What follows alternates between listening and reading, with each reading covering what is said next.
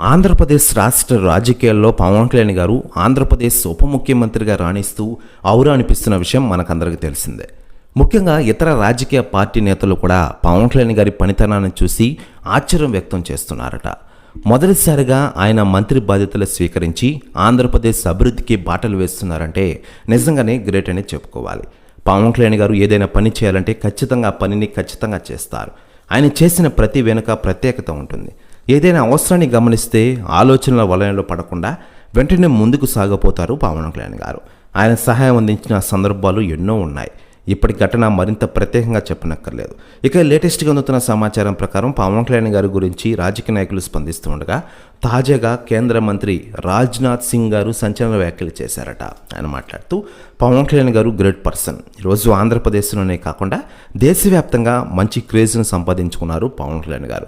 మొదటిసారిగా మంత్రి బాధ్యతలు స్వీకరించినా కూడా అభివృద్ధి బాటలో రాష్ట్రాన్ని నడిపిస్తున్నారంటే నిజంగానే గ్రేట్ కదా.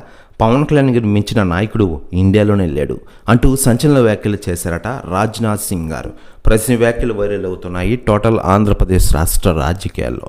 మరోవైపు పవన్ కళ్యాణ్ గారి సినిమాల విషయానికి వస్తే ప్రస్తుతం హరిహర వీరమల్లు ఓజీ సినిమాలు కంప్లీట్ చేసే విధంగా ప్లాన్ వేశారు పవన్ కళ్యాణ్ గారు.